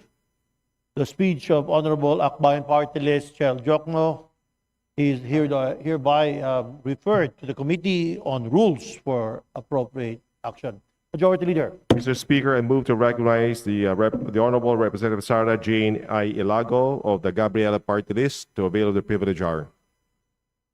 Gabriela Party List, Representative Sara Jane I. Ilago. You're recognized, ma'am. Please proceed. Mr. Speaker, mga kapwa kinatawan sa kapulungang ito, mga kababaihang Pilipino at tagapagtaguyod ng karapatang pantao, at sa lahat ng mga nakikinig, nakikiisa at naririto ngayon sa ating sesyon sa plenaryo, isang maalab at mapagpalayang pagbati sa inyong lahat. This privileged speech marks the first out of the countless other opportunities that we will seize to constantly amplify the calls and clamors of our fellow Filipino women. Thus, at this point, allow me to talk about a very important topic that is close to our day-to-day encounters and experiences within and beyond the halls of Congress. The fight for genuine representation of marginalized and underrepresented sectors. Mr. Speaker, pumasok ang representasyong ito sa Kongreso ilang buwan matapos ang opisyal na pagbubukas ng sesyon noong Hulyo at habang nasa deliberasyon ng pambansang budget sa plenaryo. At ang tumambad sa atin, nakalululang alokasyon sa mga programa at proyektong vulnerable sa patronahe at korupsyon, gaya ng infrastruktura at ayuda, hitik na pondo para sa matinding militarisasyon. Nandyan din ang kulang na suporta para sa mga pampublikong ospital, eskwelahan at panlipunang serbisyo, lalo yung mga nakatuon sa mga vulnerableng kababaihan at kabataan, gaya ng adolescent reproductive health programs, social protection program for adolescent mothers and their children, at solo parent subsidies. Lahat ito ay nananatiling napakababa o hindi na paglalaanan maski piso mula sa ating pondo. Higit sa lahat, pinakamatingkad ang pagsasantabi at kawalan ng pondo para sa mga komprehensibong reforma gaya ng pagpapalakas sa lokal na agrikultura at industriya, tungo sa seguridad sa pagkain at paglikha ng mas maraming trabaho at kabuhayan para sa nakararaming Pilipino. Ang mga kababaihan ay masusing nagbabantay at nagbubusisi sa kung paano nga ba gagamitin ang pera ng taong bayan sa susunod na taon. Nagpatuloy ang pagsusulong sa karapatan ng kababaihan sa kabila ng ilang buwang pag-antala sa lehitimong pagproklama at pagpapaupo sa tunay na kinatawan ng kababaihan sa Kongreso. At ngayon sa pagproklama sa Gabriela Women's Party sa desisyon ng COMELEC na tiyakin ang pag-abot sa 20% para sa party list representation sang-ayon sa konstitusyon nitong Setyembre, nais rin naming itaas ang diskurso sa sistema ng politikang umiiral sa ating lipunan sa kasalukuyan, Mr. Speaker. Tunay nga bang demokratikong naitatampok at naisusulong ang interes ng mga marginalisado at naisasantabing sektor? It is not so long ago since the Supreme Court released a decision in 2013 reiterating that the party list system need not be reserved solely for marginalized and underrepresented sectors. Since then, we have observed the shrinking participation of our basic marginalized sectors, such as farmers, fisherfolk, workers, indigenous groups, persons with disability, and women in the Philippine policy-making landscape.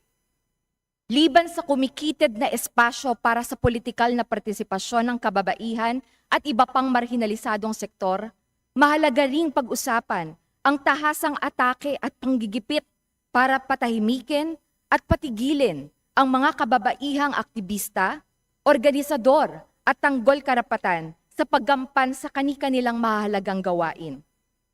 In recent years, specifically since the issuance of the Executive Order No. 70 and the enactment of the Anti-Terrorism Law, our women constituents as well as fellow women advocates and human rights defenders from various grassroots organizations and alliances were subjected to numerous cases of threats, harassment, intimidation, illegal detention, and extrajudicial killings.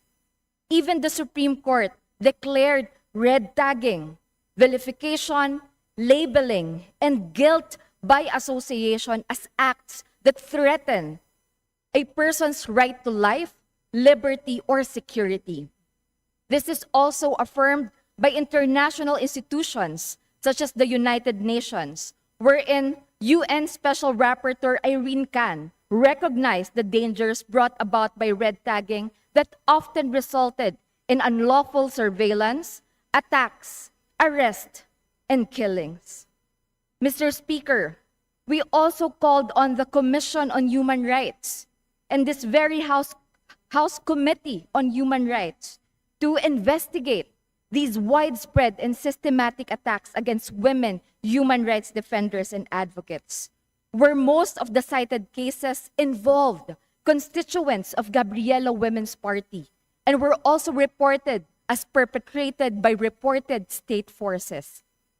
Ang ilan sa mga kasong itinampok namin ay ang paniniktik at panggigipit kay Belinda Aliere, ang Deputy Secretary General ng Gabriela Women's Party na nitong nakaraang buwan lamang ng Setyembre ay makailang ulit na pinuntahan ng dalawang kalalakihang napag-alamang miyembro ng AFP para sa pilitang pahintuin sa kanyang napakahalagang gawain. At hindi ito ang unang beses, Mr. Speaker. Ang mismong leader kababaihan ng Amihan National Federation of Peasant Women sa Cagayan na si Emilia Ventura ay pinuntahan din ng isang pinaghihinalaang ahenteng nanggagalang Jeric Santos sa kanilang tahanan at pagkatapos ay sinundan para sa pilitang isakay sa motorsiklo. Ganito rin ang mga pananakot at panggigipit na nararanasan ni Jacqueline Ratin, Miriam Villanueva at Tess De Jesus. At marami pang mga katulad ni Belinda, Emilia, Jacqueline, Miriam at Tess. Ngunit ilan lamang ang mga ito sa mga serye ng kaso ng panggigipit at pang-iintimida sa iba't ibang panig ng bansa na sumasalamin sa sistematikong atake na kinakaharap ng representasyon ng kababaihan sa araw-araw. Ang lehitimong pagkilos para isulong ang representasyon ng kababaihan sa araw-araw sa pagtindig sa karapatan sa pagsasaka, sa pabahay, at iba pang batayang kahingian ng marginalisadong mga sektor ng kababaihang Pilipino ay tinatapatan ng panre-red tag, panggigipit at paglabag sa karapatang pantao na sa konkreto ay pinahihina lamang ang nagkakaisang tinig ng kababaihang Pilipino na fundamental sa isang demokratikong lipunan na tunay na nagtataguyod sa interes ng taong bayan. Mr. Speaker, sa kabuang kurso ng pag-inog ng kasaysayan, walang natamasa at napagtagumpayan ang kababaihan nang hindi ito kolektibong ipinaglalaban. Sa isang lipunang mayroong pagtatangi batay sa uri, kasarian, at iba pang panlipunang kategorya, hindi pinagkakaloob ng basta-basta ang karapatan ng kababaihan. Ipinaglaban at ipinaglalaban ang mga ito.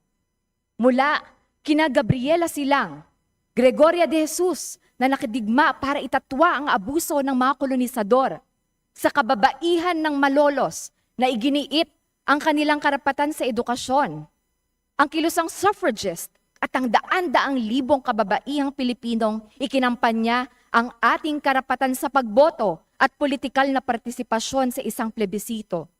Mga kababaihang aktivista at martir gaya ni na Lorena Barros at Liliosa Hilaw na buong tapang na lumaban sa diktadorya, hanggang sa kababaihan ng kontemporaryong panahon na patuloy na nagsasama-sama para isulong ang karapatang pantao ng kapwa nila kababaihan at mamamayan, ngunit sinusuklian naman ng pandarahas ng mga puwersa ng Estado. Esensyal ang pagsasama-sama at paglaban ng kababaihang Pilipino. Yan ang ating natutunan sa kasaysayan, kaya tayo rin ay handang gumawa ng kasaysayan. Bilang pagtatapos, Mr. Speaker, hayaan niyo akong basahin ang maiksing sipi mula sa tula ng makabayang Makata na si Joy Barrios na pinamagatang "Ang pagiging babae ay pamumuhay sa panahon ng digma." Walang sandaling panganib sa sariling tahanan, ang pagsagot at pagsuway ay pag-akit sa pananakit. Sa lansangan, ang paglalakad sa gabi ay pag-anyaya sa kapahamakan. Sa aking lipunan, ang pagtutol sa kaapihan ay paglalandad sa higit na karahasan. Kay tagal kong pinag-aralan ang punot dulo ng digmaan. Sa huli ay naunawaan na ang pagiging babae ay walang katapusang pakikibaka para mabuhay at maging malaya. Mr. Speaker, so long as Philippine society is fraught with ills of inequality and injustice, so long as women are subjected to further and further economic precarity and social insecurity, the need for genuine women's representation remains. Hanggat nasasadlak ang kababaihang Pilipino sa malawakang kahirapan, kawalan ng maayos na paninirahan, kawalan ng lupa, kawalan ng trabaho, at kawalan ng nakabubuhay na sahod, hanggat marami pa ring kababaihan ang naaabuso batay sa kasarian, hanggat marami pa ring kababaihang OFW ang napipilitang makipagsapalaran sa ibang bansa upang masuportahan ang kanilang pamilya sa ilalim ng labor export policy, hanggat napag-iiwanan ang kababaihang PWD sa inaccessableng disenyo ng mga pasilidad sa ating lipunan, at hanggat kabi-kabila pa rin ang paglabag sa karapatang pantao, magpapatuloy ang representasyong ito kasama ang malawak na hanay ng kababaihan at mamamayan para sama-samang kumilos tungo sa pagtitiyak at pagtatanggol ng ating mga karapatan, sa pagsusulong ng panlipunang katarungan at pagsasakatuparan ng tunay at ganap na kalayaan ng taong bayan. Maraming salamat at laban kababaihan. Thank you, Honorable Ilago. Majority Leader. Mr. Speaker, I move to refer the speech of the Honorable Representative Sara Jane I. Ilago to the Committee on Rules for Appropriate Action. Is there any objection? The chair hears none. The motion is approved. The speech of Honorable Ilago is referred to the Committee on Rules for its appropriate action. Majority Leader. And also, Mr. Speaker, I move to refer the speech of the Honorable Representative Ricardo S. Cruz Jr. to the Committee on Rules for Appropriate Action. Is there any objection? The chair hears none. The speech of Honorable Cruz, Adi Cruz, is referred to the Committee on Rules for appropriate action. Majority Leader. Mr. Speaker, I move to recognize the Honorable Representative Salvador A. Plato of the 6th District of Bulacan to avail of the privilege hour. The Honorable Salvador Plato is recognized. Please proceed. Thank you, Mr. Speaker. Mr. Speaker, Majority Leader, our distinguished colleagues, and esteemed guests, magandang hapon po sa ating lahat. Every October, we celebrate Elderly Filipino Week as mandated by Proclamation number 470, series of 1994. And this year's theme, Embracing Age, Living a Life with Dignity and Purpose, truly captures the essence of this stage in life. It is but fitting and proper that we do recognize the significant contributions of senior citizens to nation building and confront the issues and concerns affecting the elderly sector. As the oldest in age here in the House of Representatives, but with the agility of 30 ba, 40 or 50 something, I rise to the occasion to honor our senior citizens, considered as the living repositories of our nation's history, culture, and wisdom. Each wrinkle tells a story of a struggle overcome. Each silver thread of hair signifies a lesson learned. But beyond the ceremonies and tributes, this celebration is not just about looking back. It is about looking forward. It is a firm declaration that the pursuit of a meaningful life does not fade with retirement. It is our collective responsibility to ensure that every Filipino senior citizen lives with profound dignity, the dignity of respect, the dignity of comprehensive care, and the dignity of being fully heard and valued in our society. Mr. Speaker, it is said that the true measure of society is how it treats its most vulnerable members. In that measure, the welfare of our elderly is a reflection of who we are as a people. While our senior citizens have built the foundations of our communities and sacrificed for the progress we now enjoy, many of them are living their twilight years in poverty, illness, and neglect. Una po, Mr. Speaker, marami sa ating mga senior citizens ang walang stable na source of income after retirement. Lalo na mga nagtrabaho sa informal sector, kaya't wala silang pensyon. This is the reality that we have to face. Those who do rely on your SSS or GSIS pensions find that the amount is not enough to meet even your basic needs, especially amid the rising prices of food, utilities, and medicines. Ang binibigay ng gobyerno na social pension as a gesture of compassion is no longer sufficient for today's cost of living. Pangalawa po, Mr. Speaker, ang usaping health and access to medical care. We cannot deny the fact that the old age comes with illness. Yet many of our elderly struggle to afford medicines, diagnostic tests, or hospital care. While PhilHealth coverage has improved, gaps remain, especially for maintenance drugs, geriatric care, and long-term treatment. Lalong-lalo na iyong nakatira sa mga liblib na lugar, umaasa na lang sa gamot galing sa mga health centers na kung minsan kulang-kulang o kaya worse, wala pa. Pangatlo, social neglect and loneliness. The sad reality, Mr. Speaker, is that many of our senior citizens experience social isolation, lalong-lalo na kapag sila ay nagkasakit. Walang tumitingin sa kanila o nangungumusta. Some are left alone by families who migrate for work. Relatives have families of your own, while others are abandoned altogether. May mga sitwasyon na makikita natin silang nagpapalimos. At yung iba naman ay dinadala sila sa mga home for the aged. Nakalimitan, overcrowded na rin.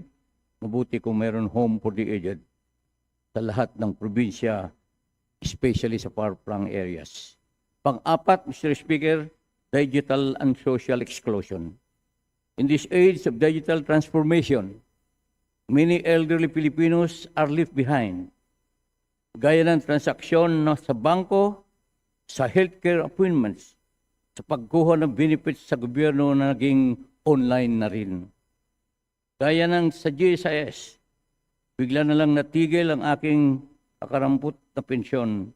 Yung pala dapat mong i-download na tinatawag na GSIS application upang doon mo gagawin ang mag-appear o active program for information reintegration. Paano na lang ang mga nasa liblib na lugar kung wala silang mga cellphone or wifi? Ganun na lang ba na ititigil ang kanilang mga pensyon? O kaya dapat bumibiyay pa sila papunta sa malalayong GSIS offices para maturuan nito? Without assistance, many senior citizens are able to access these services, cutting them off from opportunities and benefits rightfully theirs. Mr. Speaker, I humbly call on this august body, let us commit to being the active hands that uphold the dignity of our elders, creating a nation where every senior is not just surviving, but truly thriving with purpose. Your hands were once toiled to feed the younger generation. Your wisdom continues to guide the younger citizens, and your sacrifices made them what they become today. Naway, magkaroon po tayo ng isang bansa na naniniwala ang pagtanda ay hindi pasanin, kundi isang pribilehyo. In closing, Mr. Speaker, allow me to quote Nelson Mandela when he said, and I quote, "A society that does not value its elder people denies its roots and endanger its future." Unquote. Maraming salamat po, Mr. Speaker. Mabuhay ang mga senior citizens. Thank you po. Thank you. The Honorable Plato. Majority Leader. Mr. Speaker, I move to refer the speech of the Honorable Representative Salvador A. Plato. Is there any objection? I withdraw the motion, Mr. Speaker.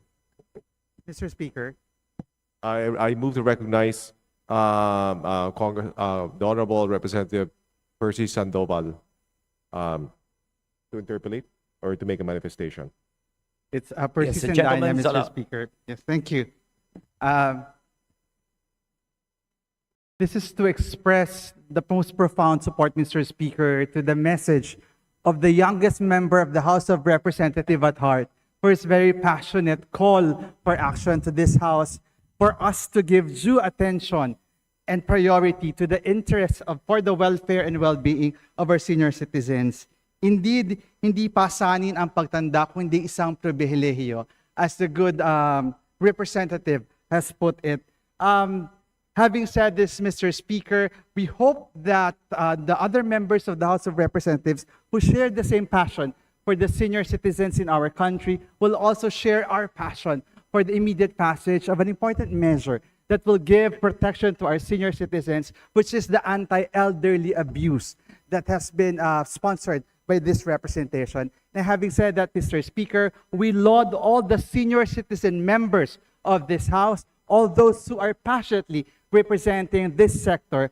Dahil tulad po ng sinabi ninyo, ang bawat senior citizen deserve to age with dignity, love, and care. Mabuhay po kayo, and thank you very much, Mr. Speaker. Thank you, Honorable Sendanya. Majority Thank Leader. you, my good friend, Tong Percy. Thank you po.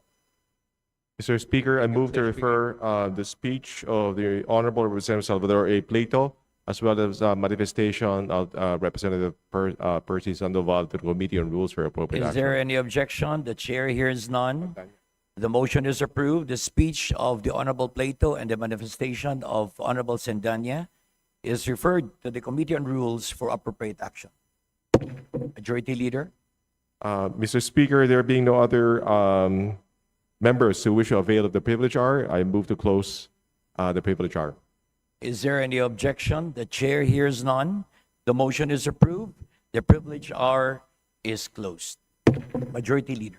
Mr. Speaker, under the calendar of business for the day, I move to consider House Bill number 4744 as contained in Committee Report number 1, submitted by the Committee on Basic Education and Culture, and may request the Secretary General to read the title of the said measure.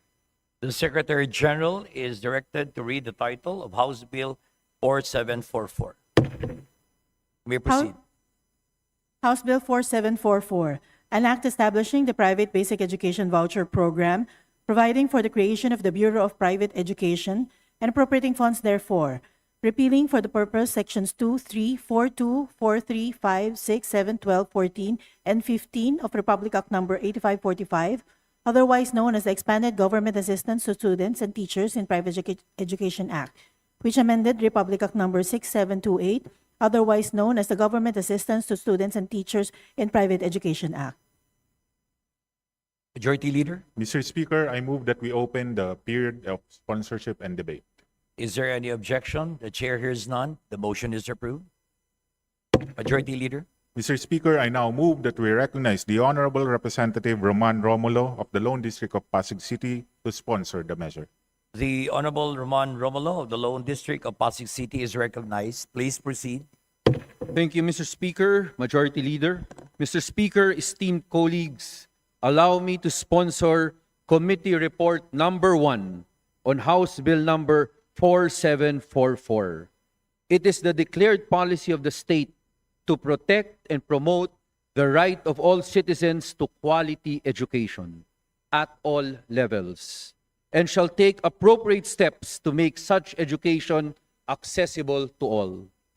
As part of its mandate, the state is committed to establishing and maintaining a comprehensive system of scholarship grants, subsidies, and other incentives aimed at supporting deserving students as determined by established guidelines. These opportunities shall be made available to students in both public and private schools, with particular focus on those from the underprivileged backgrounds. Furthermore, the state recognizes the vital role of both public and private educational institutions within the broader educational system, acknowledging the invaluable contributions that private schools have made and will continue to make in advancing education. Mr. Speaker, it is important to underscore that the public and private sectors are not competitors, but partners in nation building. Public schools carry the fundamental responsibility of ensuring universal access, especially for the majority of Filipino learners. At the same time, private schools play a complementary role in expanding access, easing congestion in public classrooms, innovating in pedagogical practices, and offering diverse educational options that strengthen the overall system resilience. Together, these two pillars of Philippine education ensure that no child is left behind, and that the constitutional right to quality education is upheld through shared responsibility and collective investment. Republic Act number 6728, as amended by Republic Act 8545, also known as the E-GASP Act, was enacted to optimize the use of existing resources within private education, acknowledging the government's responsibility to ensure the provision of quality basic education at the elementary and secondary levels. An assessment conducted by the Department of Education and the Asian Development Bank, or ADB, has confirmed that GASPE effectively delivers its services, achieving high levels of client satisfaction and adhering to its program design. Additionally, the program played a significant role in alleviating overcrowding in public high schools. Given this advantage, there is a pressing need to amend the law to expand the coverage of GASPE to include elementary and kindergarten education. Currently, Mr. Speaker, GASPE applies to grades 7 to 12, wherein challenges related to the poor learning outcomes remain a significant challenge. Expanding the program to cover these earlier educational stages would help address these concerns and ensure a more comprehensive support for students in need. According to the Department of Education, approximately 398,000 students transferred from private to public schools at the height of the pandemic in 2020. Between 2020 and 2022, public school enrollment increased by 1.5 million students, reflecting a 6.88% rise during the pandemic.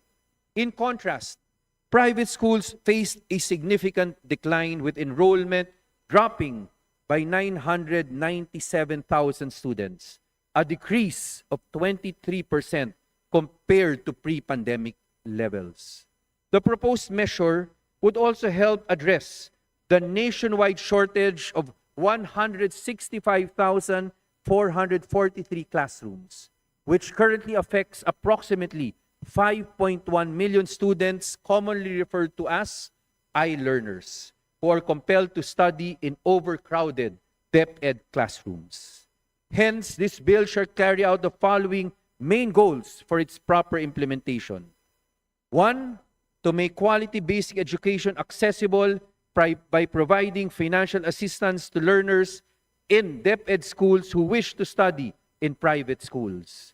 And to expand the government assistance and subsidies of the law to cover kindergarten, elementary, junior high school, and senior high school learners.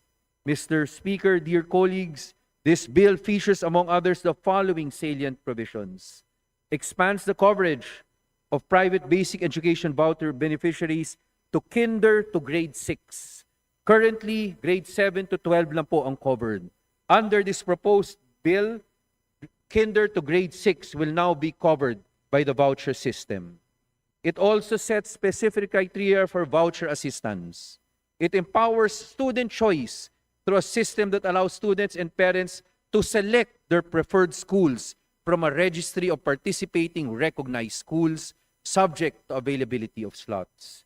Mandates the DepEd to establish, operate, and maintain a system and a mechanism for monitoring program outcomes and to ensure accountability of participating recognized private basic education institutions.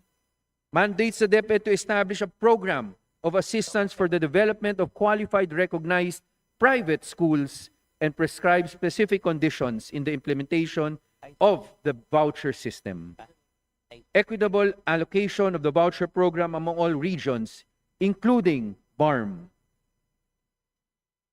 Establishes the following support mechanism: in-service training or INSET for the purpose of improving quality of teaching in private basic education, and teacher salary subsidy to grant government subsidy to teachers in recognized private basic education schools participating in the voucher system program, which shall form part of the exclusion from gross taxable income. It creates the Bureau of Private Education, mandates the Basic Education Assistance Council to be responsible for policy guidelines and direction, mandates government assistance and subsidy service under the BPE to be responsible for day-to-day administration, penalizes a private school after due process for violating this act, and provides the implementation of the provisions stipulated in this act for kindergarten and elementary levels for beginning school year 2026-2027. Again, Mr. Speaker, esteemed colleagues, right now we are facing a shortage of 165,000 classrooms. it would be impossible for us to build 165,000 classrooms at the soonest possible time. We all know and acknowledge the fact that we are also facing a learning crisis.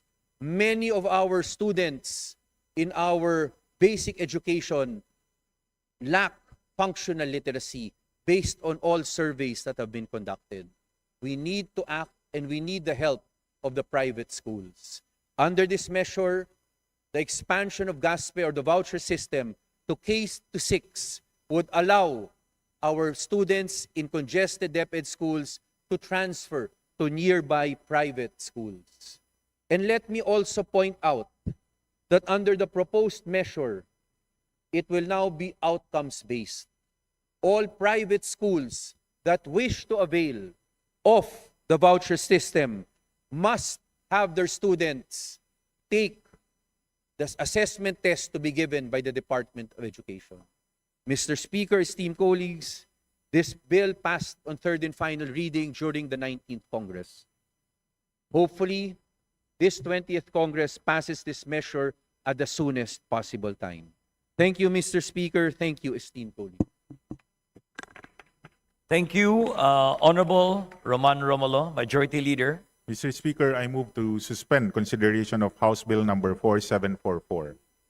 Is there any objection? Hearing none, the motion is approved. Majority Leader. Mr. Speaker, I move to consider House Bill number 4745 as contained in Committee Report number 2 submitted by the Committee on Basic Education and Culture, and may request the Secretary General to read the title of the said measure. The Secretary General is directed to read the title of the measure. House Bill 4745, an act establishing public basic education schools in geographically isolated and disadvantaged and conflict-affected areas, providing access roads leading to last-mile schools and appropriating funds therefore. Majority Leader. Mr. Speaker, I move that we open the period of sponsorship and debate. Is there any objection? The chair hears none. The motion is approved.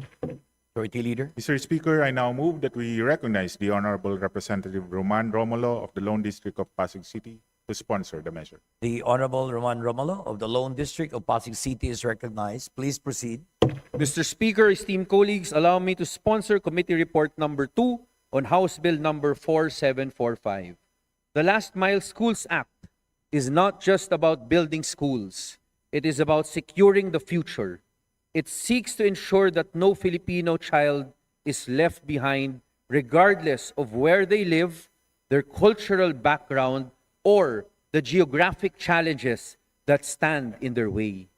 Access to quality education is a constitutional right and a cornerstone of national development.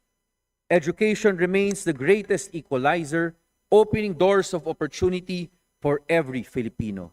Yet, for many children in far-flung and underserved communities, the promise remains distant. Our indigenous peoples, the stewards of our culture, traditions, and natural resources, continue to face some of the harshest barriers to education. The state has a duty to guarantee that they too are given equal opportunities to learn, to grow, and to contribute to nation building. The Last Mile Schools Act responds to these challenges. It envisions schools that are structurally resilient, context-appropriate, and adequately equipped to deliver quality education in the most remote corners of our country. We must also recognize the vital link between infrastructure and education. Economists have long pointed out that underinvestment in roads and education hinders the development. According to 2023 data, 99% of national roads are paved. Yet DILG data reveals that only 45.3% of local roads are paved, and many remain in poor condition. The same disparity exists in public school facilities, particularly in JIDCA areas where school buildings and personnel are often lacking or entirely absent. Mr. Speaker, esteemed colleagues, this measure was already approved by this chamber during the 19th Congress. With the most urgent need to bridge the education gap in our most underserved communities, I respectfully seek the immediate passage of this measure. Thank you, Mr. Speaker. Thank you, esteemed colleagues. Thank you. Honorable Romulo, Majority Leader. Mr. Speaker, I move to suspend consideration of House Bill number 4745. Is there any objection? The chair hears none. Motion is approved. Majority Leader. Mr. Speaker, there being no more business left for the day, I move to suspend session until tomorrow, October 8, 3 p.m. Is there any objection? Chair hears none. The session is suspended until 3 p.m. of October 8.